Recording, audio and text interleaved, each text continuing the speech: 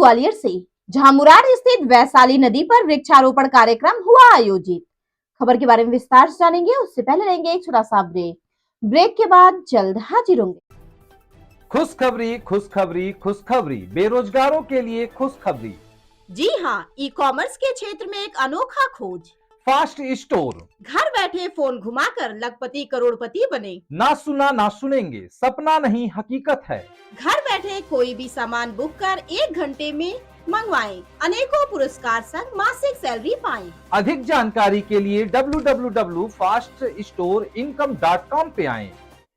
Break के बाद आप सभी का स्वागत है। खबर मध्य प्रदेश के ग्वालियर से, जहां मुरार की वैशाली नदी जो कई वर्षों पहले कल करके स्वच्छ वातावरण के साथ बहती थी, जो अब नाले में तब्दील हो चुकी है, लेकिन इसको स्वच्छ बनाने का बीड़ा उठाया भारतीय जनता पार्टी के वरिष्ठ नेता एवं ग्वालियर पूर्व विधायक मुन्ना लाल गोयल एवं उनके साथियों के द्वारा स्वच्छ नदी अभियान की शुरुआत कर सेवकों के रूप में सेवाएं देकर स्वच्छ नदी बनाने का संकल्प लिया।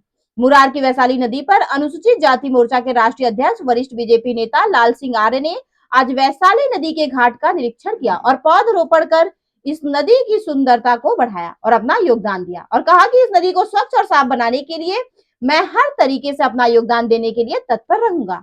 यह वैशाली नदी ग्वालियर ही नहीं बल्कि गोहद भिंड तक भी जीवनदायिनी का काम करती है।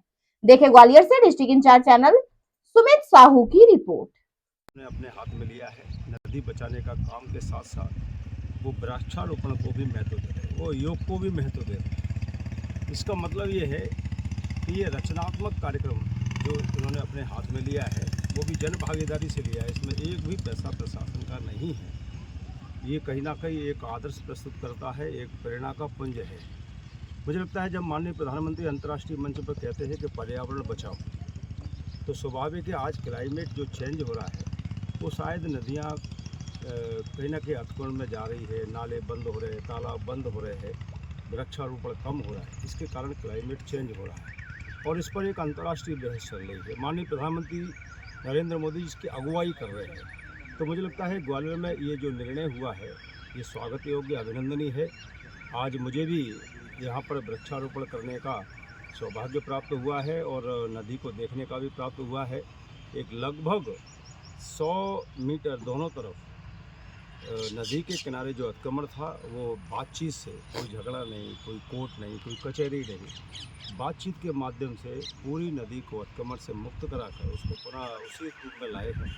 ये बहुत ही अनुकरणीय, अभिनंदनीय कार्य है। मैं उनको भी आभार व्यक्त करना चाहता हूँ जिन्होंने सहजता से इस नदी के किनारे से अपने आप को मुक्त करके रखा है।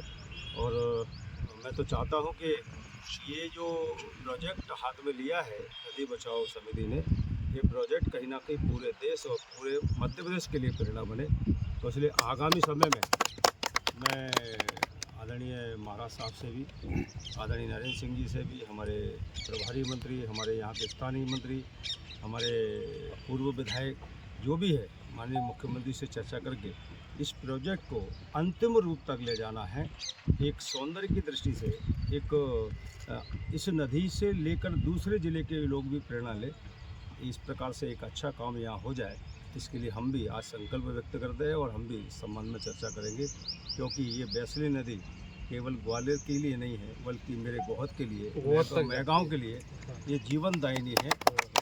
हजारों लाखों किसानों को इससे सिंचाई मिलती है, उनको जीवनदान मिलता है।